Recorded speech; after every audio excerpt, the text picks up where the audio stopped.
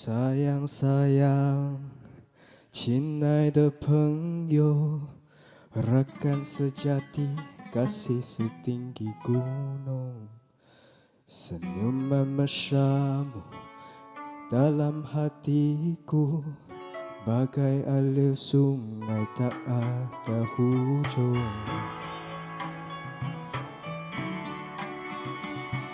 有时候我会孤单，可是我不会寂寞，因为知道有人会永远陪着我。偶尔我也会彷徨，可是我不会慌张，因为你在不远处守护我。不管路有多难，风浪多汹涌，我们一起度过，一起走。不管你离开多远，我的好朋友，人在千里，情在心里。我喜欢看见开心的笑容绽放在你的脸上，一起漫步沙滩上，感受马来西亚热带的风光，让这份友情像海浪般滔滔，水长流到永远。亲爱的朋友，有你陪着我真好。亲爱的朋友，rakan sejati, kasih setinggi gunung, senyuman mesramu dalam hatiku, bagai alir sungai tak ada hujung. Thank you so much for this wonderful performance. Distinguished guests, ladies and gentlemen, welcome to CGTN Special, The Power of Ideas, a China-ASEAN Dialogue. We are here in Malaysia, and I'm Tian Wei. It's such a great honor to see all of you here. And welcome to all of you. Thank you. The song you just heard is called Sayang Sayang, my dear friend. It was especially composed to celebrate the 50th anniversary of the diplomatic relations between China and Malaysia. It's like a warm and heartfelt reminder of our enduring friendship. This bond mirrors the broader partnership between China and ASEAN as well. Centuries ago, Admiral Zheng He's voyage to the maritime Silk Road boosted trade and cultural exchanges. Today, this legacy continues through initiatives like the Belt and Road Initiative and the China-ASEAN Free Trade Area. Today, let us reflect on the story that bound us, stories of collaboration, respect, and connections that continue to shape our shared future. So in today's event, we are honored to have 4 distinguished guests. They are Auntie Keat, President of the Belt and Road Initiative Caucus for Asia Pacific and former Transport Minister of Malaysia. Good to see you, sir. Thank you so much for being with us. Thank you. Dato Abdul Majid Khan, President of Malaysia-China Friendship Association and former Ambassador of Malaysia to China. Good to see you, Mr. Ambassador. Such an honor to see you. Mr. Tan Info, Secretary General of Malaysia-China Chamber of Commerce. Thank you. Appreciate it. Last but certainly not least, KK Ko King Ki, President of Center for New Inclusive Asia. Thank you so much, gentlemen, for joining us. In a moment, they are going to share with us their views on the future of China-ASEAN friendship. But first, let's hear a message coming from Mr. Lok Siu Fook, Transport Minister of Malaysia. Ladies and gentlemen, and distinguished guests, I'm Lok Siu Fook, the Malaysian Transport Minister. I'm honored to welcome all of you to the event, The Power of Ideas, and celebrate the profound relationship between China and ASEAN. Our 2 regions, bound by geographical proximity and historical ties, have witnessed growing cooperation in trade, culture, and more. The Belt and Road Initiative, for example, has provided a platform for enhanced infrastructure connectivity and economic collaboration, bringing benefits to the people of both countries. This event is a perfect platform to deepen our mutual understanding, further strengthen our ties, explore new frontiers of cooperation, and jointly shape a more prosperous and harmonious future. I wish this event a success and may our friendship continue to flourish. Thank you. Well, that certainly is a warm and also brief greeting coming from Mr. Minister. As ASEAN and countries around the world continue to grow, there are common challenges that need to be addressed together, especially in the area of non-traditional security, such as food security. So how can China and ASEAN countries respond to these challenges together and build a closer community of shared future? We're excited to have Mr. Ong T. Keat, President of the Belt and Road Initiative Caucus for Asia Pacific, and also former Malaysian Transport Minister, joining us to share his thoughts.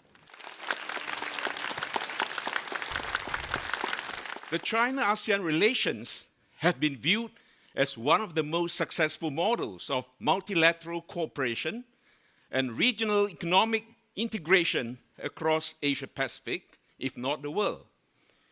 To Beijing, it is an iconic showpiece of neighborhood diplomacy rooted in the spirit of amity, sincerity, symbiosis, and inclusivity.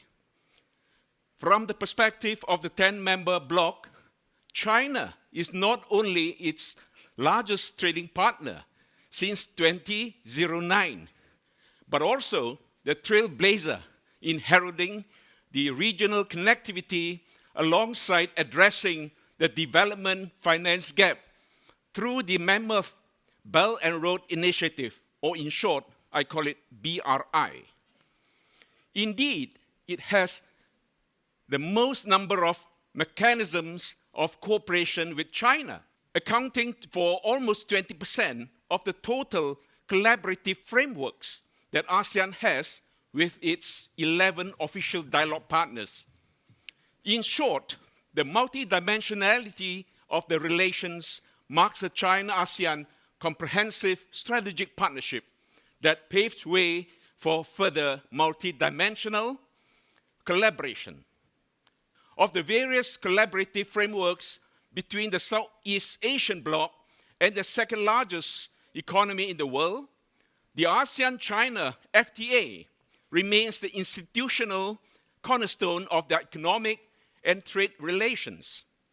The substantial conclusion of the ASEAN-China Free Trade Area version 3.0 late last year witnessed the progression of the FTA upgrade with the inclusion of consumer protection and competition provisions, alongside significance attached to new drivers for sustainable economic growth in digital economy, electronic commerce, and green technology. ASEAN, currently the world's fastest growing trade area, with a sizable GDP of $3.6 trillion US, looks set to have a vast potential of $1 trillion USD by 2030 in its robust digital economy. Yet, digital trade is not the be-all and end-all of Southeast Asia's developmental priorities. As the region is on the threshold of embarking on sustainable development, the China-initiated Global Development Initiative, or GDI, makes a perfect vehicle to foster a new dimension of ASEAN-China cooperation in sustainable development. This goes far beyond mere trade, as is intended in the Free Trade Agreement. It aligns with the UN 2030 Sustainable Development Agenda, and initiatives implemented under the GDI framework are presumably more receptive to the host countries which might be caught in the entanglement of Sino-US geopolitical competition. Parallel to the emerging prospects amid the changing global dynamics and rising aspirations across ASEAN and beyond, shared challenges calling for regional collective efforts to mitigate are becoming increasingly pressing.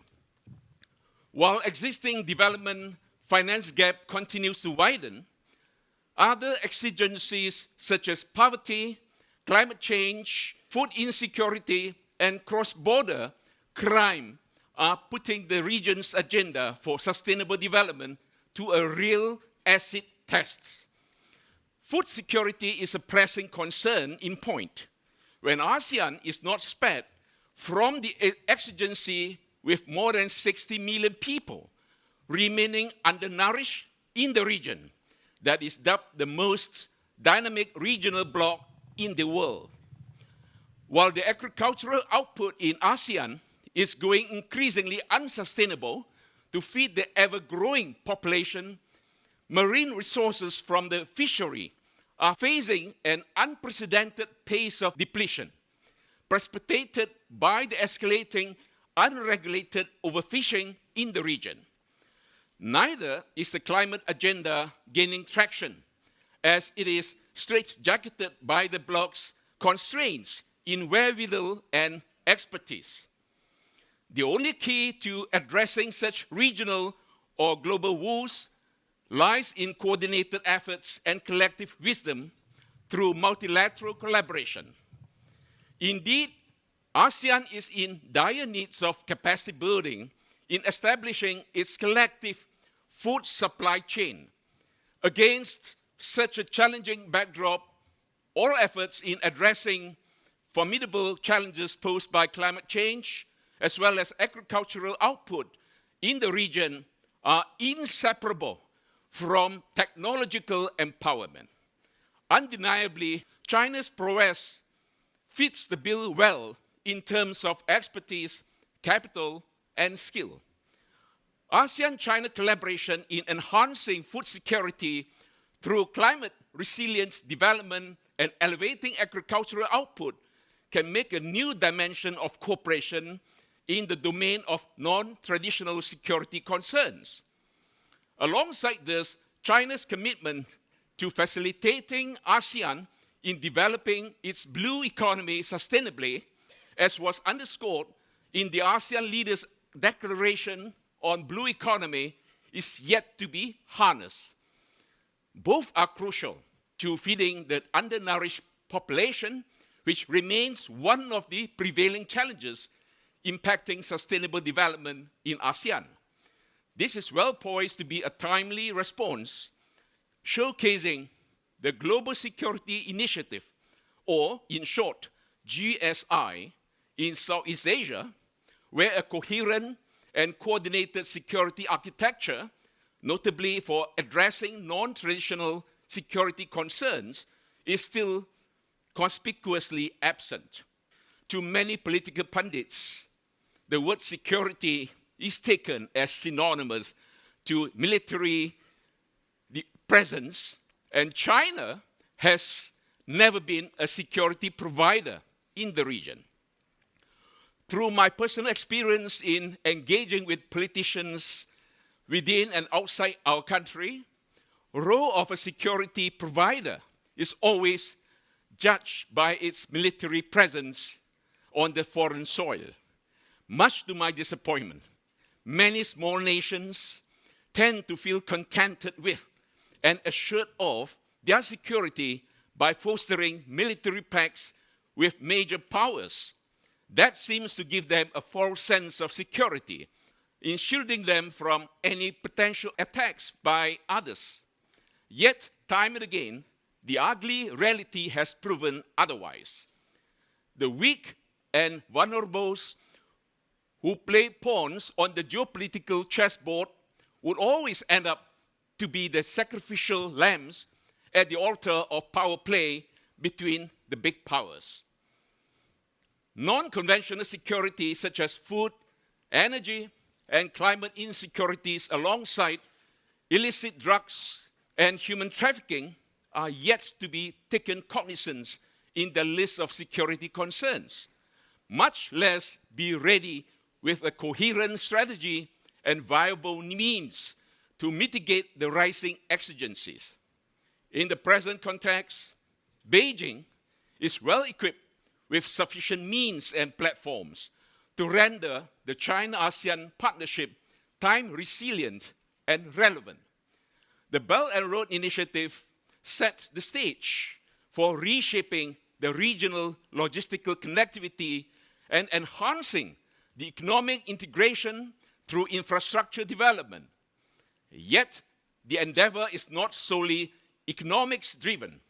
Alongside the three global initiatives successively rolled out later, the BRI is proven a strategic tool for spearheading the ideal of building a community with shared future, which is way above a mere tool for geopolitical diplomacy.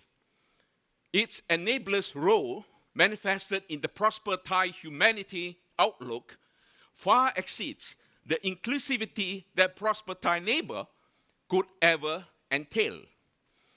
As the China-ASEAN bilateral trade figures are all set to breach the $1 trillion mark very soon, alongside a rising tide of track 2 diplomacy in the region, the partnership of a community with a shared future remains a good avenue for continuous building of mutual trust, which is crucial to the enduring multi-dimensional collaboration between China and ASEAN amid the changing geopolitical dynamics. On this note, ladies and gentlemen, I must thank you for your attention. Thank you. Thank you so much, Mr. Ong, for a resourceful and thought-provoking talk. In a world full of uncertainty and misunderstanding, people-to-people exchanges are one of the best ways to build trust. They bring closer, heart-to-heart interactions among all of us. Our next speaker knows this very well. As a diplomat, he spent many years working in China and witnessed the country's great transformation. What are his impressions about that country, China? Let's welcome President of the Malaysia-China Friendship Association and former ambassador of Malaysia to China, Dato' Abdul Majid Khan. Thank you. Thank you. Thank you. A very good afternoon to all of you here.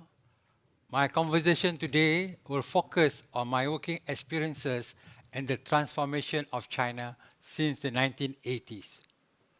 I first officially landed in China as a diplomat in October 1980 and returned as the 8th ambassador to the People's Republic of China in 1998, after a lapse of 13 years. I spent a total of 12 years of my career in China and had no idea then how much it would change me both professionally and personally. It was not only a career opportunity, but also a journey of diplomatic and cultural immersion, a period of forging new friendship, and most significantly and impactfully, it gave me the opportunity to witness and observe at close range China's modernization process and the valuable lessons I learned from it. My first diplomatic assignment in China coincided with the beginning of a new era, what is known as the policy of reform and opening up. It was indeed a bold and visionary initiative to bring China into the modern world. Professionally, it was a deeply rewarding time to working in China. It allowed me to closely follow the leadership and determination of Mr. Deng Xiaoping as he pushed forward with transformative reforms.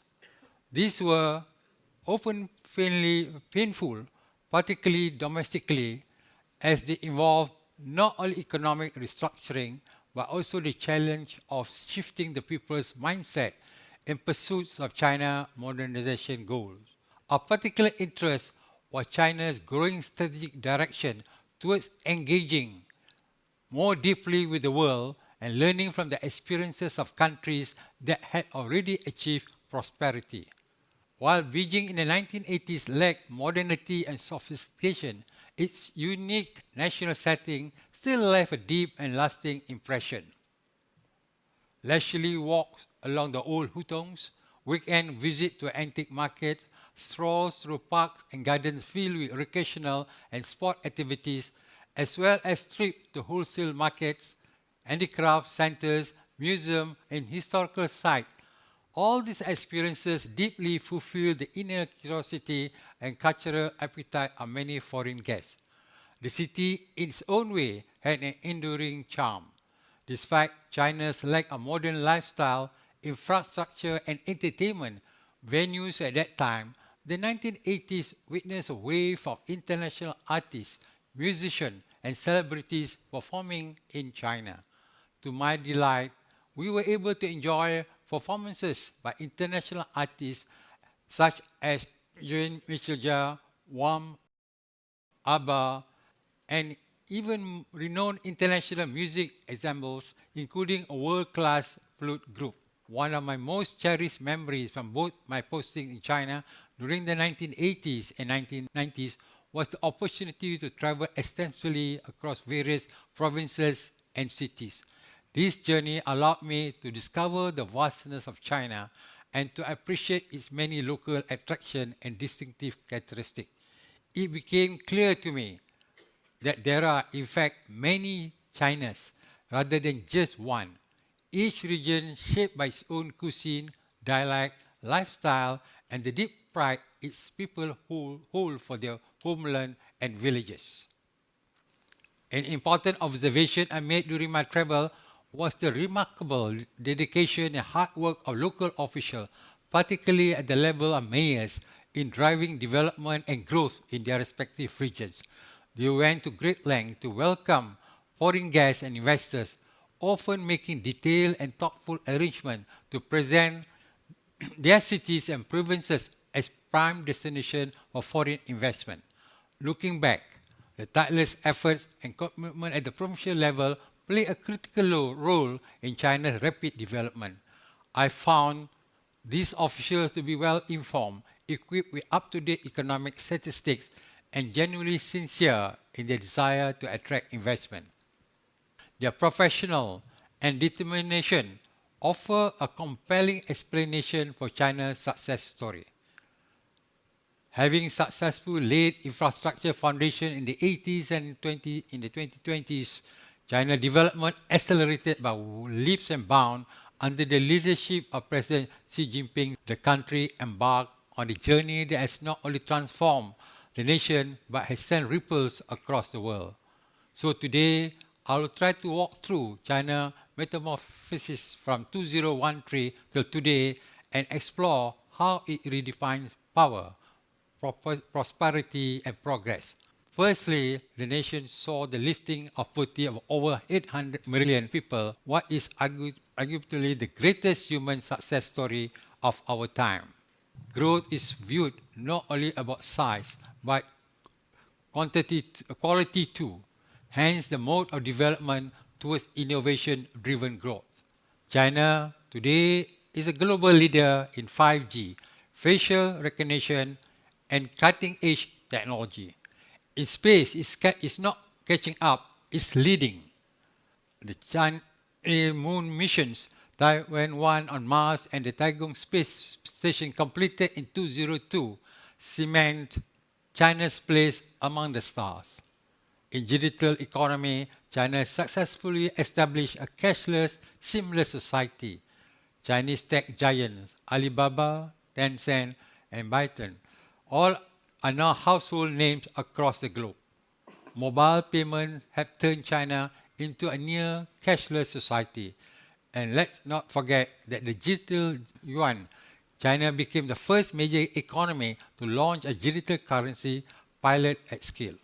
In the context of infrastructure, urbanization, and green growth, China built the world's longest high-speed rail network, over 4,000 kilometers. So if you visit today, cities like Hangzhou and Shenzhen lead as smart cities of the future. The rural revitalization program now uplifts fiercely underserved communities.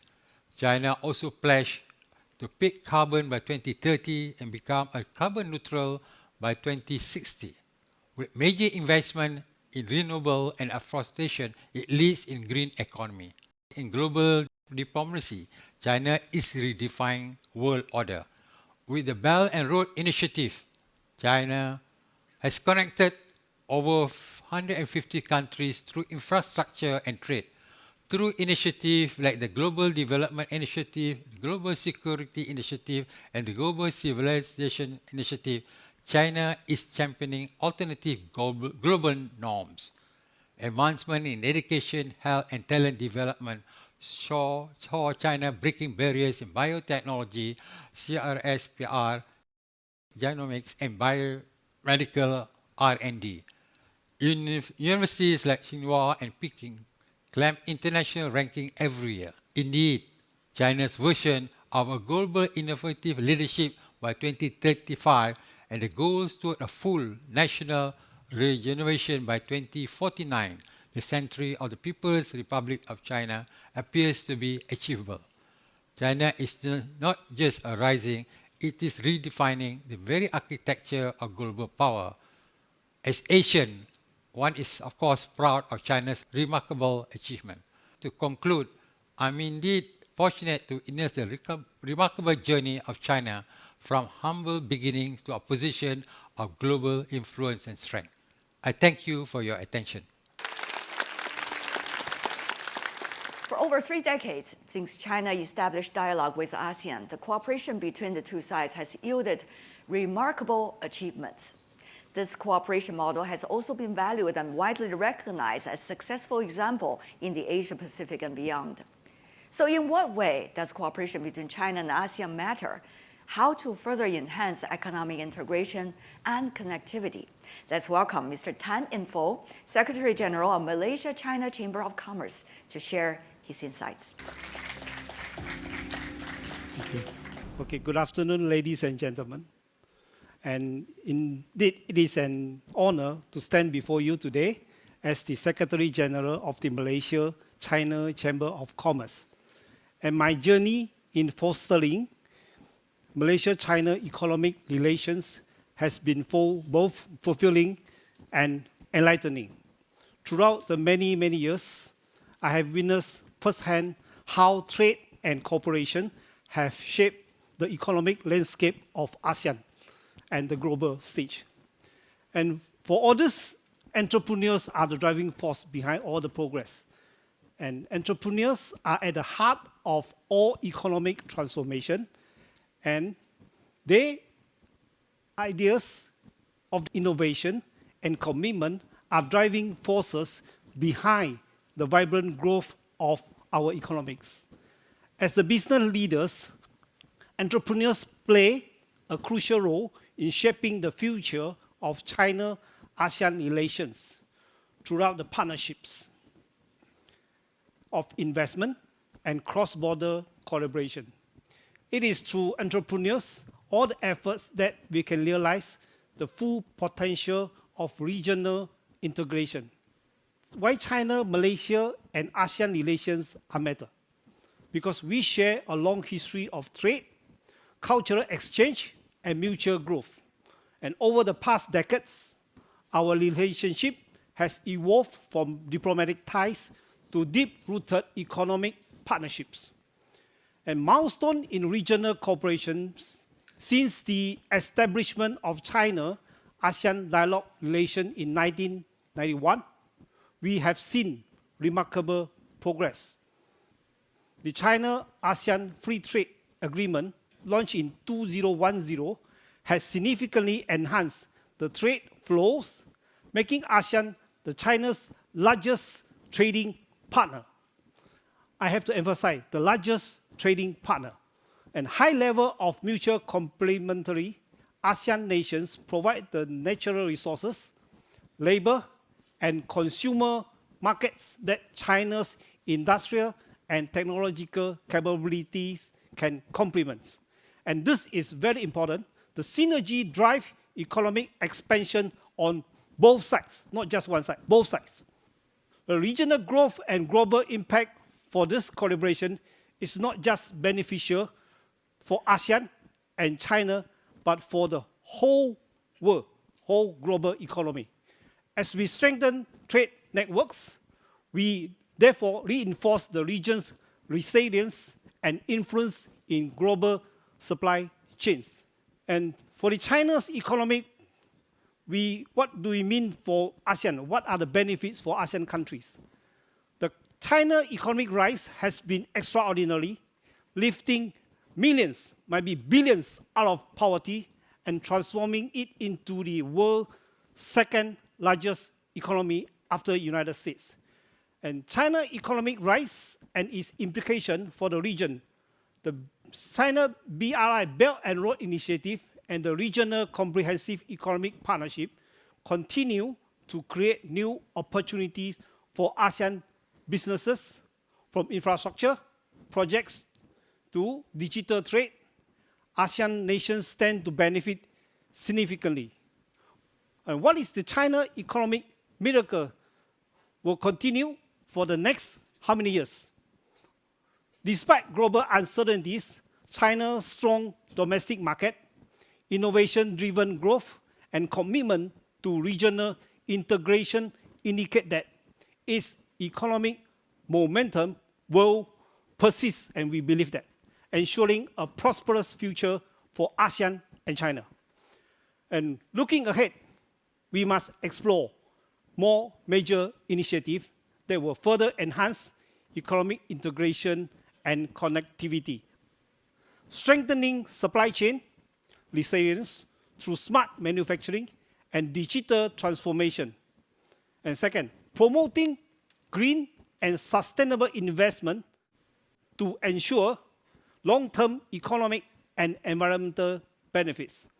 And the third one, expanding people-to-people exchange to deepen trust and cooperation across all sectors. In conclusion, in today's complex and fast-changing global landscape, stronger business and trade cooperations between China and ASEAN has never been more vital. Amid challenges such as geopolitical tensions, climate change, and shifting market dynamics, our ability to collaborate closely will determine our shared resilience and future prosperity. And let us reaffirm our commitment to openness, inclusiveness, and mutually beneficial. For the growth, building a stable and dynamic regional economy for generations to come. With that, I thank you all for listening to me. Thank you very much. Thank you very much, Mr. Tan, for that updated version of how the cooperation will be like between China, Malaysia, and China and ASEAN. China's modernization is a unique journey, some say, tailored to its own needs and characteristics. It offers, though, an alternative to the Western model, as many analysts suggested, emphasizing peace and sustainable development. Let's welcome Mr. Ko King-Ki, President of the Center for New Inclusive Asia, to share his understanding of China's development and modernization and its global significance. Good afternoon to everyone. For a long time, modernization was seen as synonymous with Westernization. In many regions, especially former colonies of the Western power, it was widely assumed that the only viable path to development was to adopt Western model. However, Chinese modernization has fundamentally challenged and redefined this conventional notion. China has pioneered a unique development path that is rooted in its 5,000-year-old civilization, shaped by its unique national conditions and rich historical heritage, as well as pressing development needs. This distinctive approach does not solely focus on economic growth. It also emphasizes social equity, ecological sustainability, and cultural continuity. In doing so, it offers valuable inspiration to other developing countries seeking their own path forward. China has a long civilization and a rich cultural tradition. The profound cultural foundation is the crystallization of thousands of years of civilization. Chinese ancient wisdom is primarily embodied in the philosophical thoughts of Confucianism, Taoism, and legalism. Confucius promotes the idea that people is the foundation of the state, 以民为本, and advocates harmony among nations, 协和万般. Taoism emphasizes unity between man and nature, 天人合一, and the principle of governing according with the natural order, 道法自然. And legalism underscores the importance of the rule of law as the foundation of effective governance. These philosophies have not only shaped the spiritual character of the Chinese nation, but have also injected valuable guidance into Chinese concept of modernization. An innovative and inclusive model, Chinese modernization transcends the limitations of traditional Western modernization theories, and its influence is evident across all domains: national governance, economic development, technological advancement, environmental protection, and global cooperation. Unlike models that benefit only a privileged few, Chinese-style modernization is about lifting the well-being of the entire population. Central to this vision is the goal of common prosperity, with rural revitalization serving as a key strategy. Without addressing urban-rural inequality, common prosperity remains a distant dream. In this context, China's remarkable achievement of lifting 800 million people out of extreme poverty over the past 4 decades speaks volumes about its commitments.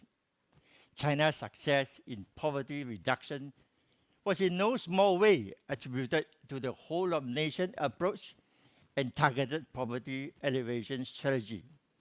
Recently, I had the opportunity to attend the Nujiang International Forum on Poverty Governance and witness firsthand the transformative impact of this policy in one of China's most disadvantaged counties.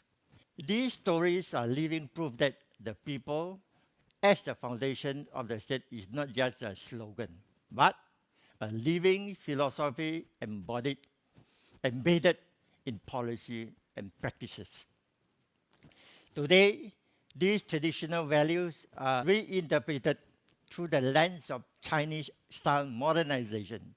This modern vision not only prioritizes economic development, but also underscores social equity, ensuring that the benefits of the progress are shared by all.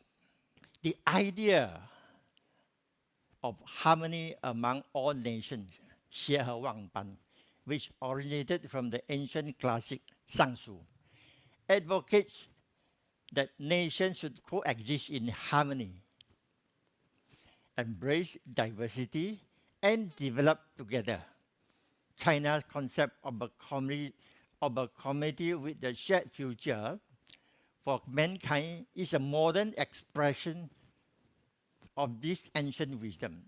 It calls for mutual respect, mutual learning, and peaceful coexistence among countries, regardless of their size, proximity, or power, and jointly building a community, a world marked by lasting peace, universal security, and common prosperity. The vision not only promotes global cooperation, but also offers a Chinese solution for building a fair and more just and more balanced international order. The Taoist concept of unity between man and nature advocates for the harmonious coexistence of human and nature, emphasizing that all things grow together without harming each other.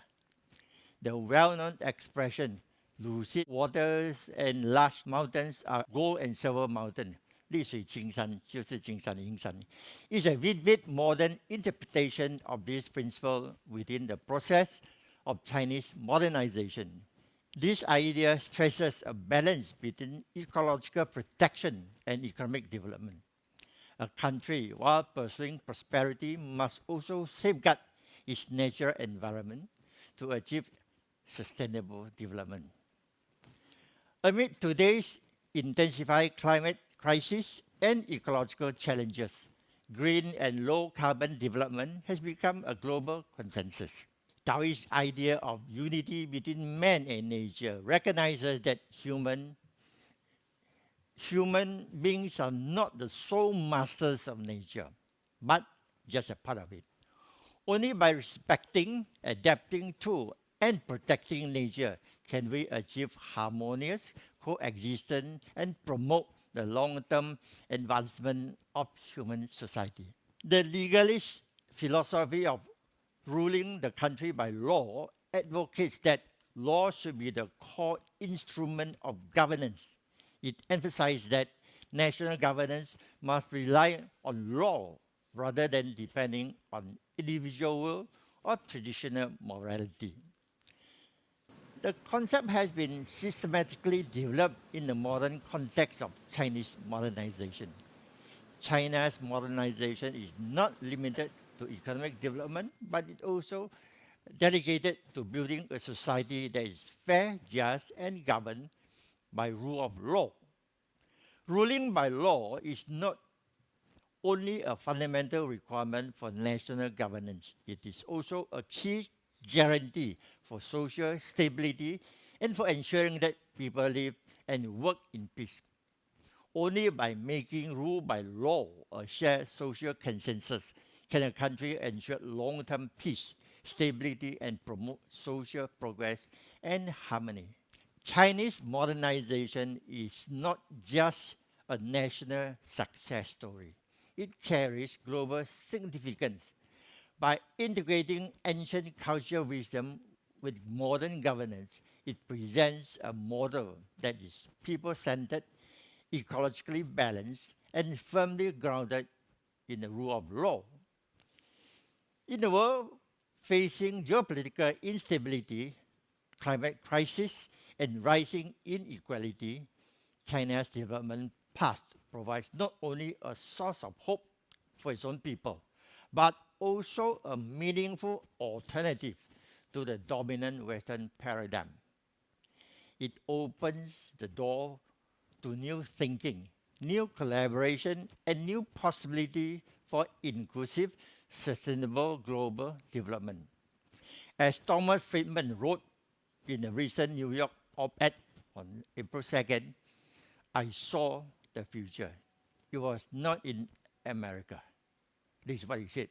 And I said, indeed, the future of the world may well be unfolding in China. Thank you. Thank you also to our 4 distinguished guests for your input. You have truly brought to life the power of regional cooperation and people-to-people connections. We are not just partners, as all of you just said. We are close neighbors and good friends. Looking ahead, there is to a growing friendship onto a new chapter of a shared progress. And also, we are looking at the development for all of us. Next, we are going to invite back our guests to the stage again and delve deeper on their thoughts. Chinese President Xi Jinping is going to make several state visits to the neighboring countries of China, and that certainly includes Malaysia. What are the issues you are looking at specifically for his state visit to Malaysia and also to ASEAN countries? Mr. Dato? To me, it has 3 dimensions. One, on the bilateral, I think it will be another boost for relations to take off after our 50 years of relation. The 50 years has been a great achievement We had a very great celebration in both countries, and now I think we are looking beyond 50.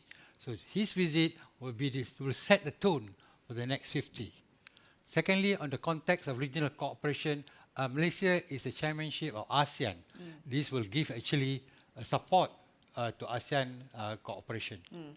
Thirdly, as you mentioned, the world today is in turmoil, I think so chaotic.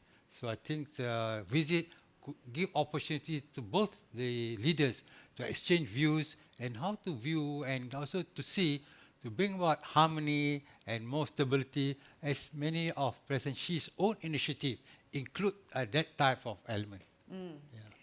The world is so chaotic. That Chaotic. adjective, I really got it. And there is more searching for certainty, for predictability, for cooperation. Now, Mr. Ong, what do you think will be on the agenda that so much to your interest, and also everyone sitting here? We got a lot of young people sitting here.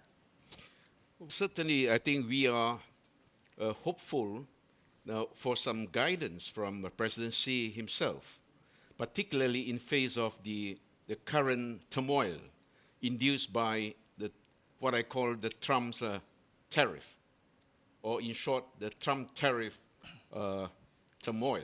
And this has been disturbing. And I think all eyes are now on China, certainly. And on the other hand, in the interest of ASEAN, we are hopeful to see perhaps another round of escalation of our relations in all dimensions, namely in economics, alongside politics, and perhaps in this context, we should also deep dive into the possibility of building a community of shared future between China and ASEAN. So far, to my understanding, there are 8 out of 10 ASEAN member states have endorsed a partnership of a community with shared future with China, leaving behind 2. And of course, it's a matter of time. The other 2, as I said earlier, when they are getting more ready, they can join in later. But at this juncture, perhaps, it's good for us to explore the possibility of fostering such a partnership, which is very timely. Well, talking about a community of shared future, we understand right before Chinese President Xi Jinping's visit to the neighboring countries, there was a working conference in China. It is focusing on building community of shared future with neighboring countries and to upgrade the neighborhood work. Now, there was earlier already a community of shared future idea and philosophy coming from the Chinese leadership, but now it seems that it has been particularly emphasized in terms of neighborhood. So, Mr. Ko, what is your interpretation of that? How is that likely to translate into real conversation, into real cooperation this time during his state visit to Malaysia? Yes, I think the ASEAN, of course, is a very close neighbor. ASEAN countries are very close neighbor of China, and we have very long historical relation, and very close in terms of economic, and as well as people-to-people's bond. You know, of late we have waived the visa requirements, and now a lot of people may not know there's a huge number of Chinese students studying in Malaysia, about 60,000. Yeah. And then in Malaysia, we have this Malaysia, my second home. The Chinese are the largest holders, you know, my dear giant. So people-to-people bond is the foundation of country-to-country relation. These days, what do you think, China-ASEAN business and trade relationship as an important component of the global trade? What could it mean to all of us today? As it is, I would take it as a model of a stabilizer in stabilizing the global trading system, which is now being haunted, I use the word haunted, increasingly by tariff, for instance, and rising protectionism. That is worrisome. And also at the same time, I could see the dysfunctionality of WTO in recent years. Because in the past, of course, we had been pinning high hope on WTO in so-called the rules-based trading system to keep watch on it. But unfortunately, it is now in tatters. I think this is something that we need to put it back on track if at all we want to have a good global governance. Mr. Dato, recently we understand that the economic ministers of ASEAN economies gathered together because they believe the power of concerted voice. How do you think the current environment is likely to help ASEAN economies to think more clearly about what kind of future it wants and how they can create a better environment for businesses? Actually, for a long time, both ASEAN and the world actually work out very successful with this multilateral platform called, as Mr. Ong mentioned, WTO. That's where countries resolve differences, especially trade differences regarding tariff. Because tariff issue among nations is not new. It's gone even in centuries, you know. So we have a very wonderful hopefully system. we are not repeating all the mistakes. Yes. That's the thing. So, so there was this, of course, WTO is not totally perfect. There are some weaknesses, But for Mr. Trump to actually announce this unilateral thing, it actually really undermined the confidence the global community has on trade, on trading rules, how we should solve differences. So from that, I think your question, how should ASEAN respond to this, But I think as you can see from the minister's statement, I think as a basis, we should not panic because ASEAN also have gone through this crisis in 1997, 98, the financial Asian crisis. financial crisis. So I think we also have a very, a composed response, and then we did better.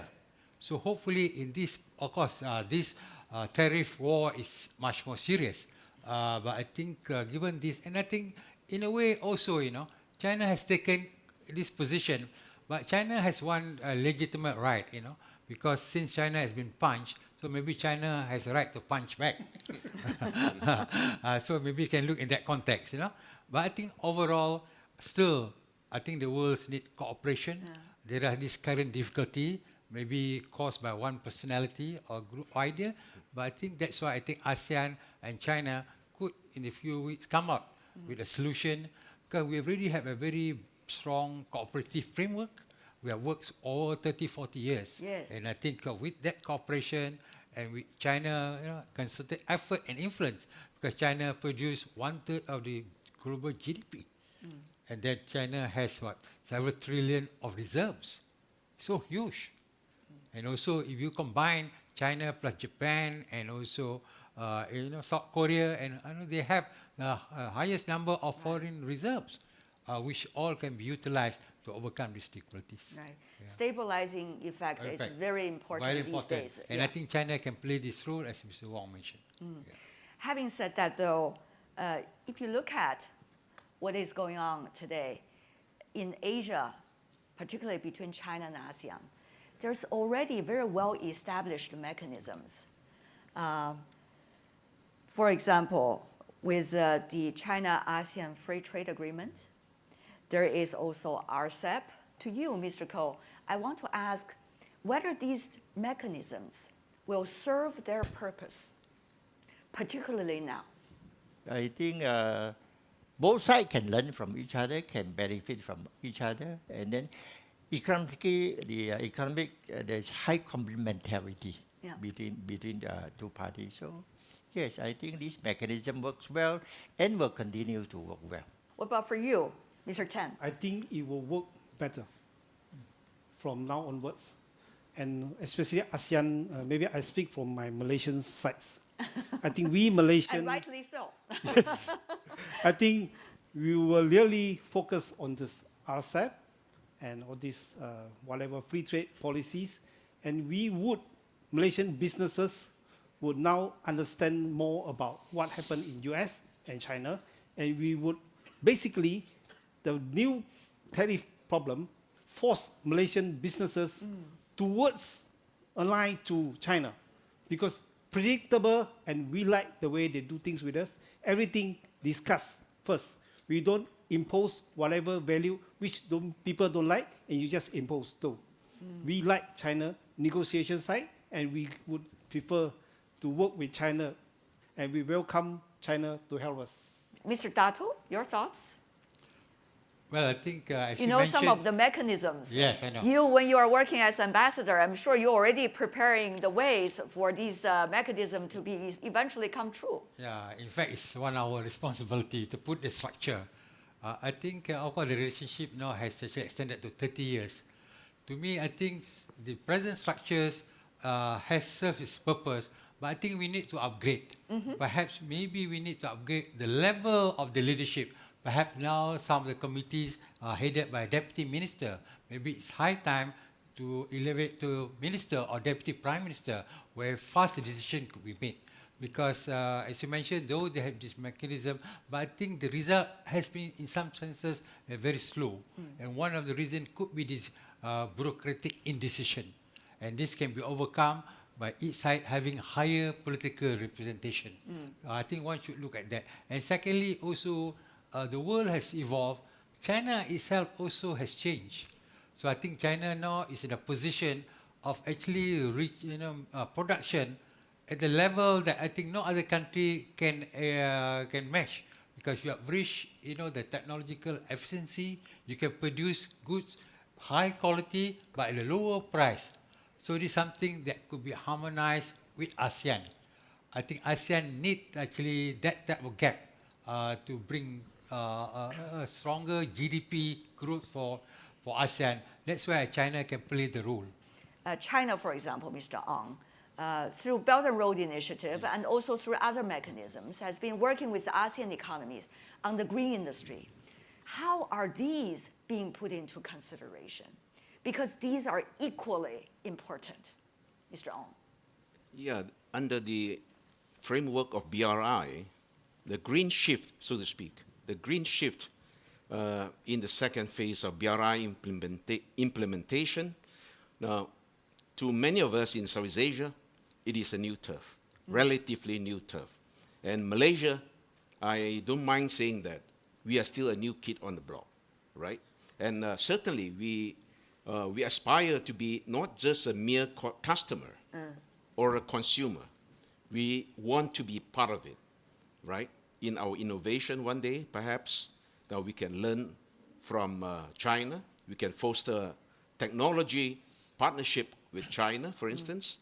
And having said that, I would like to respond just very briefly to your earlier questions.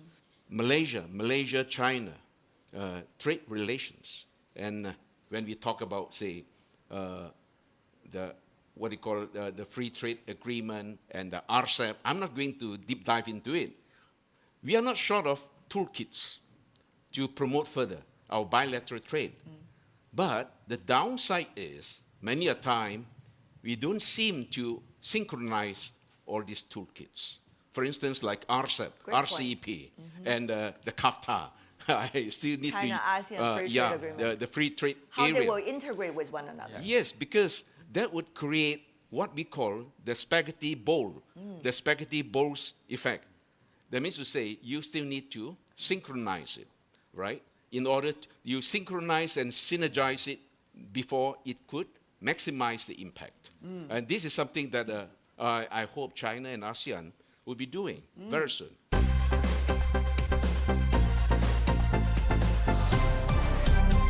For green technology and the integration. I think the whole world, all the leaders are talking about green technology, and we want to preserve the environment, except one person, President Donald Trump.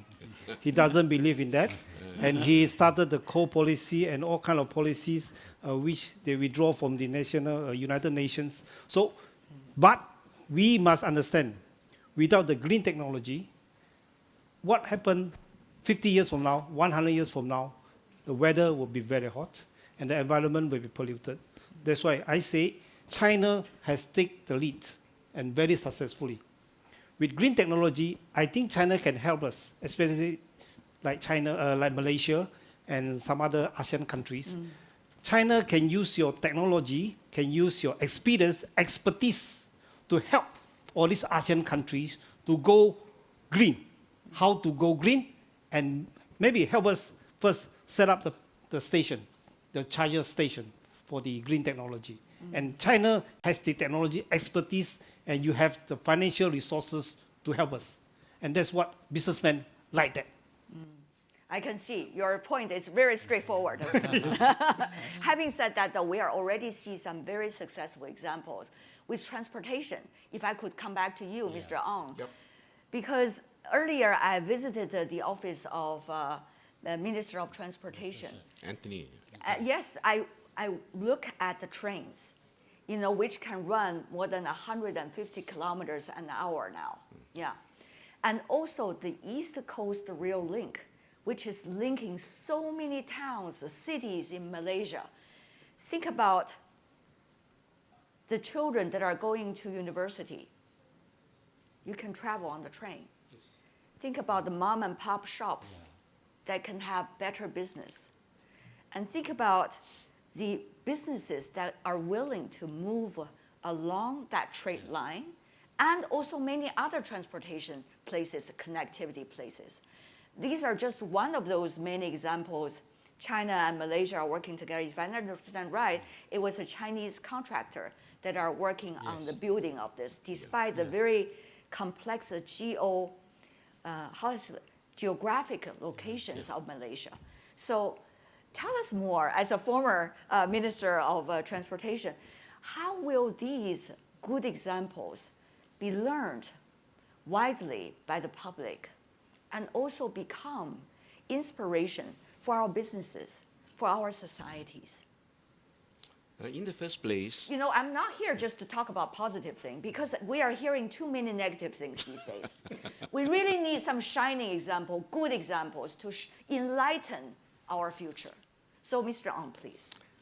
in the first place, ECRL, or East Coast Rail Link, was a long-hedge issue. Tell me about that. Long-hedge project years before the inception of BRI. I still can remember that. Even before I came to assume the minister's post in MOT, Ministry of Transport. Unfortunately, due to the financial constraints, we had to hold it back, right?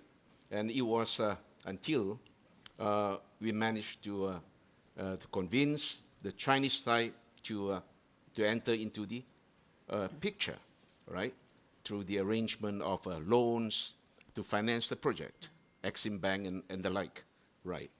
Now, just very quickly, the project was designed to balance the disparity, the economic disparity between the developed west coast of Peninsular Malaysia and the economic backwaters. I use the word economic backwaters in the East Coast states. And just now you had rightly pointed out that now this project actually is not just to facilitate the connectivity, the logistical connectivity, but also at the same time, we could see along the road, right, all the way from East Coast to Serenda to Klang, right, this part of West Coast. Now we could see the mushrooming of many small towns. Indeed. Right. Amazing. And economics, of course, again, economics is a key factor, the driving factor, right? Bringing prosperity to all these small towns. And I believe that would reshape the well-being, the livelihood of the people in the so-called economic backwaters in those days. You know what we are talking about today, whether it's economic, trade, or transportation, reminds me of the popular thoughts of South-South cooperation. China, Malaysia, China and ASEAN economies are of, quote-unquote, the global South. We see these kind of cooperation inspiringly taking place these days. How will that be able to enable these economies to be more confident about themselves, to be able to stand firm amid turbulences today, to have a strong core, not be swayed away by the issues of the day. As we are looking for stability, we're also building stability ourselves. So I'm very curious about that, your thoughts. Well, I'm not trying to praise China, but China play a key role. The South countries look up to China because of the size of its economy, because China is sharing. When it become a second most powerful economy in the world, so it shares its market, its technology, its finance with the world. So that is very important. In a world that is now, I don't want to use that word, but the leaders of the U.S. tend to weaponize, politicize, everything to further its geopolitical interest. China is not. China is a country that treasures peace. China's rise is peaceful rise. It is sharing its market, its technology with South countries. So helps a lot. So you are talking about how does these South countries can develop their economy. So we have to work closer together through BRI, through a lot of other things. Yeah. So I think that's a way forward. As we talk, this year is the 70th anniversary of the Bandung Conference. I don't know whether many of our university students sitting here understand that. It's 70 years, quite a long time ago. But at that time, many countries in Asia just experienced their decolonization. They became independent, including the country we are in today. And they are trying to seek confidence, strength. And they realized only by working together they could obtain that. Individually, divide and conquer, they are going to be the weaker party. Collectively, though, it's going to be a different story. So 70 years ago, they made a choice to have a conference called Bandung Conference and have the Bandung spirit, which is for peace, cooperation, alliance movement. So all of these sounds like ancient political words to all of you, I know, but think about it. It takes a lot of wisdom and courage to do so. Now in retrospect, Mr. Dato, especially when we are facing with quite a complex picture right now, think about how they did it 70 years ago and what it could mean to all of us today. Mr. Dato. Well, I think we should revisit the spirit of Bandung, because when it was first formed, it was actually... Not only revisit, but refresh. Yes, I'm trying and to add to that. update. Yeah, because at that time, it was more targeted towards political freedom. Country wanted, to have freedom from the colonial masters. As you say, you must get together to actually demand that, and it happened. But now I think we have reached a new stage that now, after independence, developing countries want to have economic content, want to have comfort for its people. And for a long time, this country were looking for it, but they're not getting it. Though there was some dialogue with the North, but did not happen. Then I think we saw the emergence of China with all the economic success, and China has a tool towards, economic prosperity, trade, technology, and that's why actually it's a natural cover both for South Global South to work with China, and China can give the inspiration, and that is where, as you say, we could uplift the spirit of the Bandung in this new context, where it is for prosperity and also to actually, again, defend our interests, but this time economic interests, that we should not be bullied as what we went through 70 years ago. So I think it's good that, both China and the Global South, there are actually now common perception that this engine should be further strengthened, and I'm happy to see that China is playing a big role in the promotion of Global South and cooperation. And so is Malaysia. The Prime Minister of Malaysia, Yes. Mr. Anwar Ibrahim, has been a strong leader within the region and beyond, especially this time ASEAN chairmanship, rotating chairman, is in the hands of Malaysia, and we see a lot of coordination going on among ASEAN economies. So great job over there as well, coming from a humble soul. And what about for you, Mr. Ang, before we wrap it up? Well, in retrospect, way back in 1955, that is 70 years ago, at the height of Cold War, Bandung Conference was being held under a lot of constraints then, particularly now when the new developing countries were then in their pursuit of not just a sovereignty independence, but more importantly, they need to unshackle themselves from the stranglehold of economics by the ex-colonial masters. And now we have opened our floor. We are opening our floor now to voices coming from the young people, great students, rising talents in this country here in Malaysia. So this lady, please. As China deepens its Belt and Road partnerships, how does it plan to balance its infrastructure investment with concern about debt sustainability in Asian countries? Did you get? Well, Yep. Okay. That's a just long question. Very sophisticated one. Wide encompassing. Well, I Briefly, tried to answer your question. Thank you for your question anyway.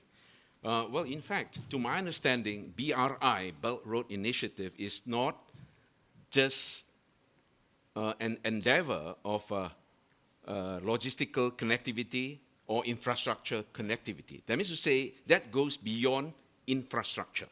But since you mentioned about the word connectivity, then I zero in on connectivity per se, right?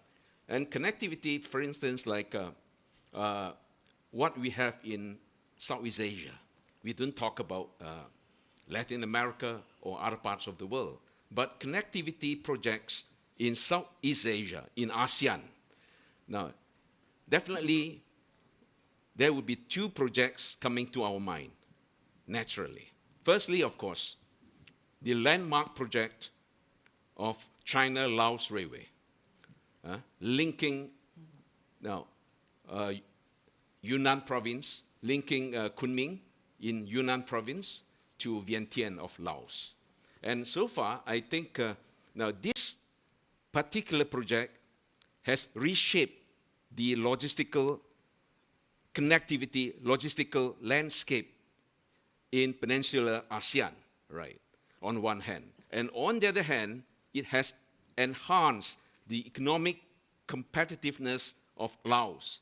Because Laos, we know that it was a landlocked country, right? Now, without any ports or whatsoever. But now that with this China-Laos railway, it is transforming fast into a land-linked country, from landlocked to land-linked, meaning now such a progress would certainly enhance further the competitiveness, economic competitiveness of Laos. Right, this is number one. And in addition to that, of course, the Bandung, Jakarta-Bandung high-speed rail. Of course, a lot of Malaysians, they are enviable of their counterparts in Indonesia, particularly in Jakarta. And having said that, I think Jakarta-Bandung high-speed rail actually is the first ever high-speed rail in the entire Southeast Asia. Well, I'm sure there are a lot of questions coming from our audience, maybe off the stage. But I think we are having a very fruitful conversation today. You know, sometimes we feel kind of lonely, especially amid great changes. But once we are sitting together and talk to one another, it is more than obvious that we are all becoming a bit more strengthful in a way, a bit more confident about what we can do amid the bigger picture. So I want to thank all of you for joining us in the CGTN special, The Power of Idea, a China-ASEAN Dialogue. I'm Tian Wei. On behalf of our colleagues here in Kuala Lumpur and in Beijing, thank you so much for being with us.